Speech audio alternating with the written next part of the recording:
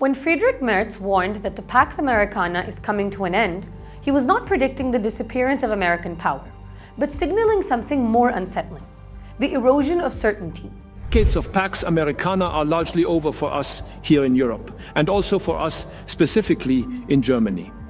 It no longer truly exists in the same way that we once knew it. And nostalgia won't help either.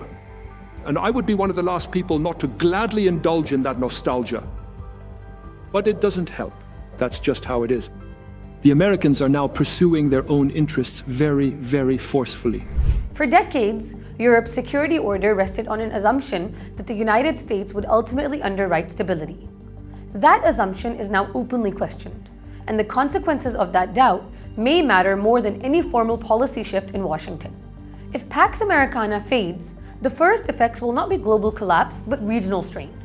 The Balkans, long stabilized by American-backed deterrence layered atop European institutions, are among the most vulnerable. Europe alone has historically struggled to manage the region's unresolved political and ethnic tensions. A diminished US role would likely embolden local actors to test boundaries, not necessarily through open conflict, but through political defiance and nationalist signaling.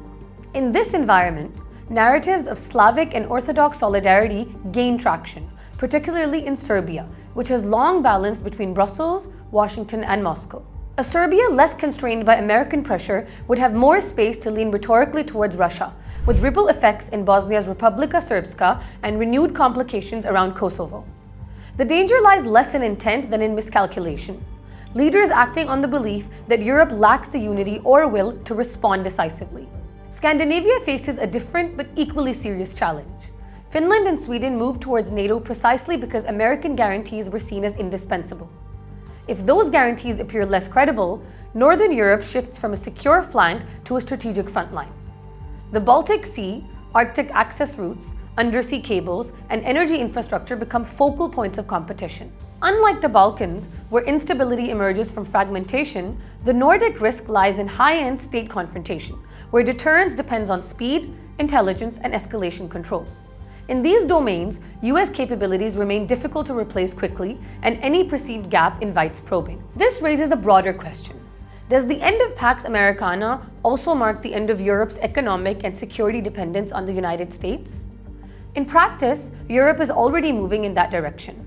Germany's defense buildup, rising military spending across Eastern Europe, and renewed emphasis on European defense industries reflect a recognition that reliance carries risk. Yet autonomy is not the same as alignment, and independence immediately raises another question. Independent towards whom? Some argue that a more autonomous Europe will naturally drift towards Russia. Geography makes this tempting, but politics makes it unlikely. The war in Ukraine has fundamentally altered threat perceptions, particularly in Eastern Europe, where Russia is viewed not as a potential guarantor, but as the primary danger. These states hold significant influence within both NATO and the EU.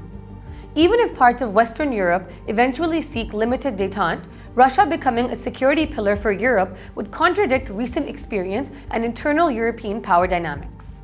There's also the issue of Russia's own durability. While Russia has demonstrated economic resilience under pressure by prioritizing defense and redirecting trade, resilience does not equal long-term stability. Demographic decline, technological dependence on China, and uncertainty surrounding political succession all limit Russia's appeal as a dependable security partner. Aligning Europe's future to such a system would replace one form of dependence with another, more volatile one. Turkey would interpret any shift in Europe's security posture through the prism of the Black Sea. Ankara would be wary of a freer Russian hand, yet eager to position itself as indispensable, as a NATO military power, defense manufacturer, and gateway to the Caucasus and Central Asia.